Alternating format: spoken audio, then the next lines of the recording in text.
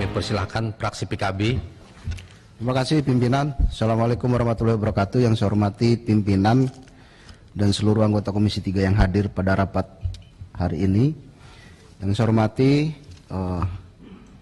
Wakil Menteri Hukum dan HAM, Prof. Edi dan seluruh jajarannya.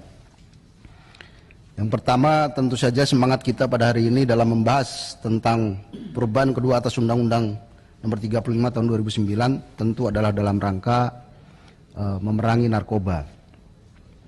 Ada beberapa persoalan yang kemudian ini harus betul-betul kita cermati dan kita bahas bersama. Undang-undang narkotika ini adalah kaitannya dengan yang pertama adalah soal over capacity lapas. Over capacity lapas ini sudah terjadi sekian tahun, kemudian 65% ini adalah mereka para pengguna narkotika, pengguna narkoba yang tentunya seharusnya mereka diklasifikasikan sebagai korban. Nah, lalu kemudian yang kedua, tentu kita semuanya berharap bahwa undang-undang ini nanti tentu menjadi solusi supaya tidak terjadi kesalahan dalam prosedur penindakan.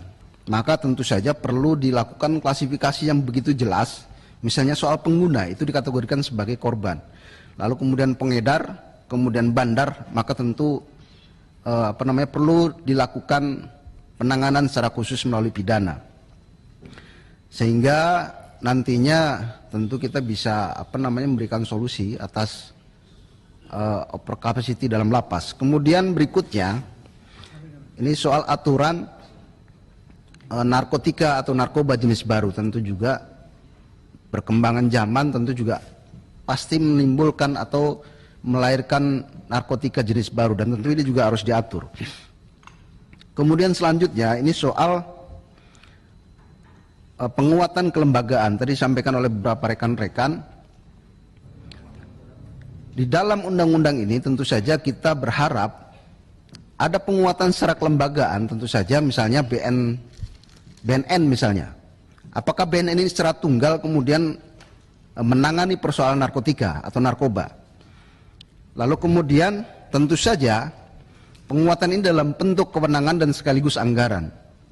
Kemudian penguatan secara anggaran apakah bisa menggunakan APBN secara langsung? Bisa, Pak. Contoh saja misalnya pendidikan, kita menggunakan undang-undang pendidikan untuk mengalokasikan anggaran APBN, bisa 20% misalnya. Undang-undang desa juga sama.